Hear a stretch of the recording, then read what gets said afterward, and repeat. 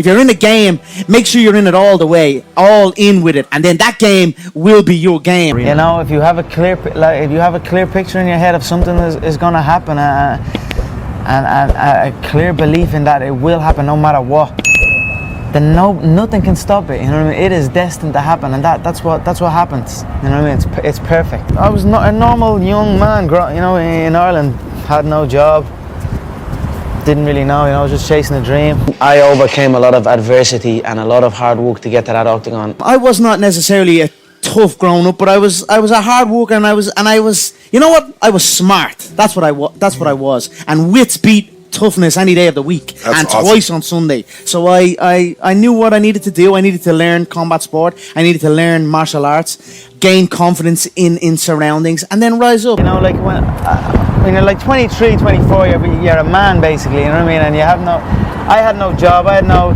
If this didn't go ahead, then what had I got? I had nothing. Right. You know what I mean? That definitely weighs on you at times. I'll tell you what. For a period of time, it was messing me up. As a man, you have no money. You're relying on other people for support. You know. Before me, there was no Irishman that had succeeded in the UFC. There was no one.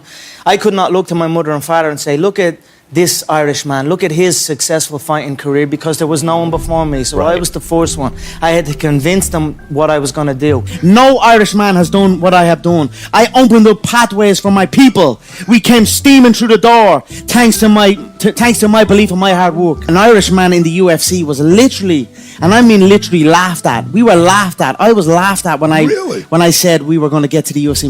Myself and my team were going to get to the UFC. Never mind get a win. Never mind even get a win in the UFC.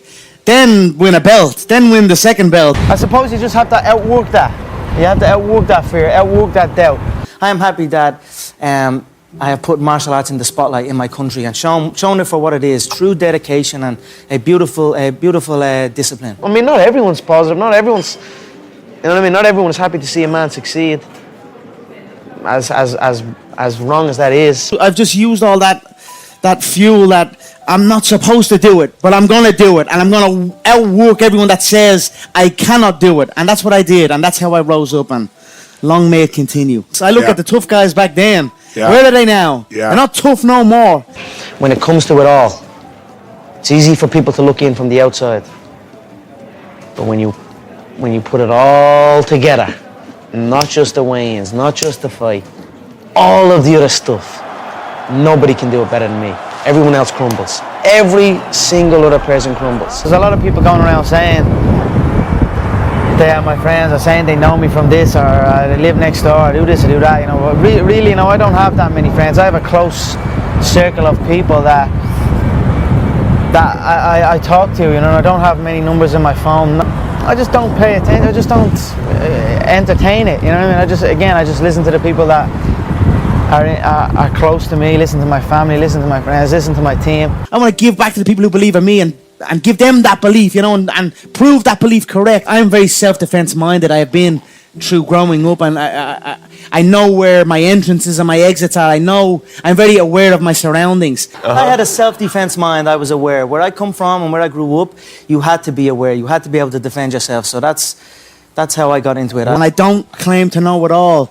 But what I do know, I know it well, you know, and I'm continuing to learn and continuing to push on. You need to appreciate your surroundings and be grateful for it, and that's when good things happen. You know what I mean? But to have that bitterness and that negativity, then things start going bad. You know what I mean? Because I think it's important that you put a conscious effort into appreciating your surroundings. You know what I mean? In fact, I appreciate everything, and I'm grateful for the things around me and the way things are going.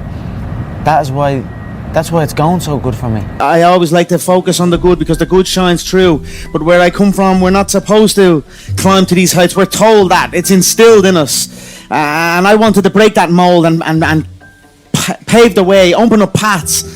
And that's what I'm doing, and I'm happy and honoured for it. I have gone through times in my young career of lapses in motivation and seeking that energy to keep positive and have belief in where you're going, and you're able to, you can almost visually create your entire world. No, not almost, you actually can. Anytime I was feeling like, anytime something was going wrong in my life, or anytime I felt down, I'd hit the gym.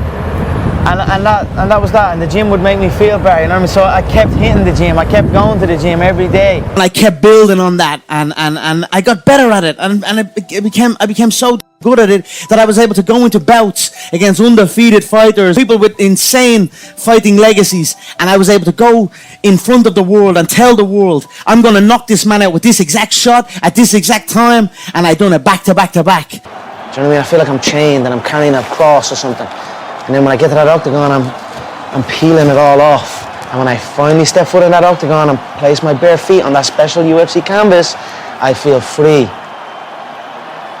Now what I am doing this for is finally here. My lineage, the McGregor lineage, we are bled on the battlefield. You can trace my lineage back to the Highlands where we fought invaders off of our land. You're given everything you've got.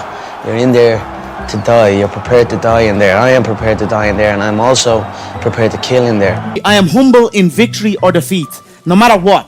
It's a sport at the end of the day, a gruesome sport, but it's a sport. It's a ruthless game. You have to be willing, because you can go in there, and when you come out, you're a different person. If I could describe it to people, it's like entering a car crash. I make correct decisions even in there, even in defeat. I know when it's if there is an out and it's time to get out. I know when to live to fight another day. Yes. You know, so you have to be intelligent in there as well. Otherwise, you won't live to fight another day. It's a vicious game, and you've got to be fully committed, and you've got to be willing to go all the way. My mother and father are still young. Now they have their feet up. They can relax. They are in a new place, so it's good. That's something I always dreamed of. I had to believe in it. I had to feel it. I had to have faith in it for it to happen. For many times I was laughed at and not believed in, but you know what? Nothing external can defeat the internal. The only thing that can take someone down or break you down is internal. Nothing external is strong enough. It's just about making sure your internal dialogue and your internal belief in yourself is strong enough that it can withstand the external. What got me to where I am and where I continue to go and where I will continue to go is an insane work ethic. Yes. And it's an insane work ethic that you can only put in that amount of work if you were doing something that you are passionate about.